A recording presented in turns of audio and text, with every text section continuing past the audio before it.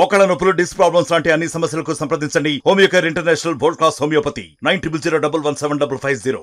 Welcome to RTV. ప్రస్తుతం రాష్ట్రంలో అర్ధరాత్రి పూట పోలీసుల కాల్పులు కలకలం రేపాయనే చెప్పాలి. అంటే ఇంతకు ముందు కూడా ఇది జరిగినప్పటికీ ఇప్పుడు మాత్రం నాంపల్లి పోలీస్ స్టేషన్లో అర్ధరాత్రి 12:05 సడన్గా పోలీసుల కాల్పు జరగడంతో ప్రతి ఒక్కరు కూడా ఇక్కడ చుట్టుపక్కల వాళ్ళందరూ కూడా భయాందోళనలకు గురయ్యారనే చెప్పాలి. అయితే ప్రస్తుతం ఏం జరిగింది ఏంటనేది ఇప్పుడు నేను మీకు వివరించే ప్రయత్నం చేస్తాను. అయితే గత కొద్ది నెలల నుంచి కూడా అర్ధరాత్రి పూట రైల్వే స్టేషన్లో కానివ్వండి, బస్ స్టేషన్లో కానివ్వండి, లేకపోతే రాత్రిపూట ప్రయాణించే వారి దగ్గర నుంచి కొన్ని కంప్లైంట్స్ అనేవి పోలీసులకు ఎక్కువగా రావడం జరిగింది. అంటే రాత్రి సమయంలో మేము ప్రయాణిస్తున్నప్పుడు లేకపోతే ఇలా నిద్రపోతున్నప్పుడు సడన్గా మా మెల్లో నుంచి బంగారం పోయింది, సెల్ ఫోన్లు, అలాగే నగదు, డబ్బు ఇవన్నీ కూడా పోయాయని చెప్పి పోలీసులకి గత కొన్ని రోజులుగా కంప్లైంట్స్ అనేవి రావడం జరిగింది. పోలీసులు దీని మీద నిఘా పెట్టడంతో కొద్ది రోజుల నుంచి కూడా పెట్రోలింగ్ చేస్తున్న సమయంలో ఈ రోజు అంటే నిన్న రాత్రి అర్ధరాత్రి ఇద్దరు నిందితులు నాంపల్లి రైల్వే స్టేషన్ ఇక్కడ ఏదైతే ఫుట్పాత్ కనిపిస్తుందో ఇక్కడ ఇద్దరు నిందితులు అనుమానాస్పదంగా కూర్చోవడం జరిగింది. అయితే ఇవి ఎప్పుడైతే ఇలాంటి కంప్లైంట్స్ రావడం మొదలయ్యో అప్పటి నుంచి కూడా పోలీసులు అర్ధరాత్రి పూట ఎక్కువగా నిఘా పెట్టడం ద్వారా వీళ్ళిద్దరు కూడా దొరికారని చెప్పొచ్చు.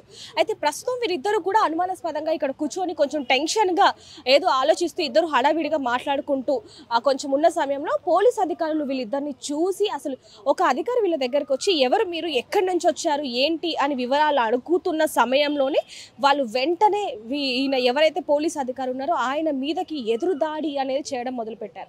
అంటే వాళ్ళ ఒక వ్యక్తి ఎవరైతే అయాన్స్ అలాగే రాజు వీళ్ళు వెంటనే పోలీస్ అధికారి మీద దాడి చేయడానికి ప్రారంభించాడు. అలాగే పక్క నుంచి కూడా ఇంకొక వ్యక్తి ఇక్కడ మనకి రాళ్ళు కనిపిస్తూ ఉన్నాయి.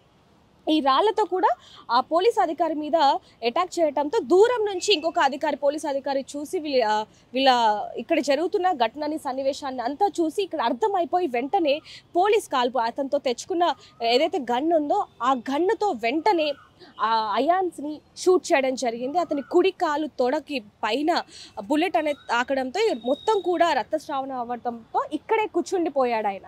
సో ఇంకొక వ్యక్తిని కూడా ఇంకా వెంటనే ఇదంతా జరగడంతో పోలీస్ అధికారులకు, ఇంకా ఉన్నత అధికారులకు, అలాగే వీళ్ళందరికీ కూడా పోలీసులకు ఇన్ఫార్మ్ చేయడంతో వాళ్ళందరూ కూడా వెంటనే ఇక్కడికి రావడం జరిగింది. ఎవరైతే ఆ ఇద్దరు నిందితులు ఉన్నారో వాళ్ళతో పాటు ఇంకా ఇద్దరు కూడా ఉన్నారు అనేది కూడా తెలుస్తూ ఉంది.